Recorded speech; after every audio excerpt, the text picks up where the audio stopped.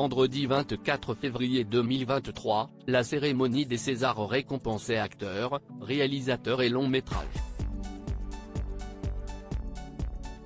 Durant la soirée, le film La Nuit du 12, réalisé par Dominique Moll, a reçu de nombreuses statuettes. Sa vie, ses inspirations, son entourage. Qui est-il? Les honneurs, la gloire et le triomphe. CIST ce qu'a reçu Dominique Moll en une soirée. Vendredi 24 février 2023, sur la scène de l'Olympia, le monde du cinéma français s'est retrouvé pour la 48e cérémonie des Césars. Si l'actrice belge, Virginie Efira, a enfin décroché le titre de la meilleure actrice pour Revoir Paris, l'attention était portée aussi sur une autre personne.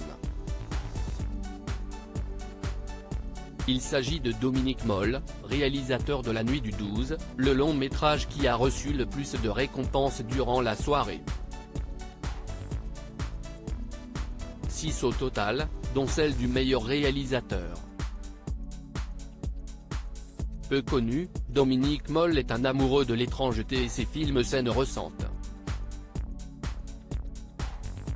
Né le 7 mai 1962 à Bulle, dans le sud de l'Allemagne, va tomber petit à petit dans l'univers cinématographique en observant son père, professeur de français, qui tournait des films en Super 8.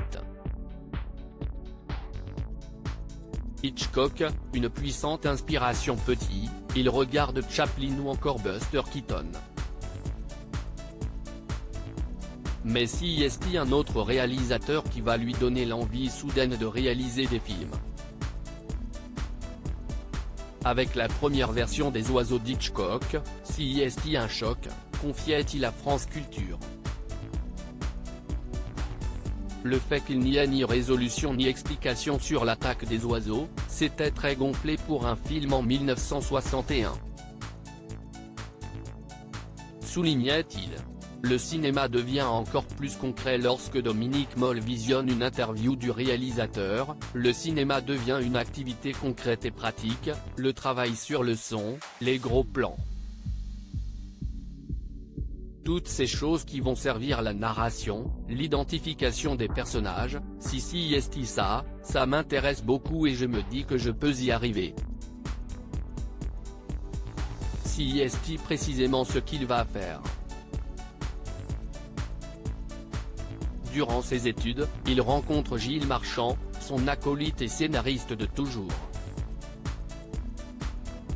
Son premier film, Harry, un ami qui vous veut du bien, est un franc succès en 2001 et décroche 4 Césars. Par la suite, ces films séduiront moins le public, jusqu'à cette année, et l'énorme succès de La Nuit du 12. Il faut dire, que Dominique Moll y raconte l'étrangeté. Mon cinéma traite souvent de la même problématique, le rationnel versus irrationnel, ce qui se cache sous la surface des choses, expliquait-il à France Culture. Une thématique pleinement présente dans La Nuit du 12.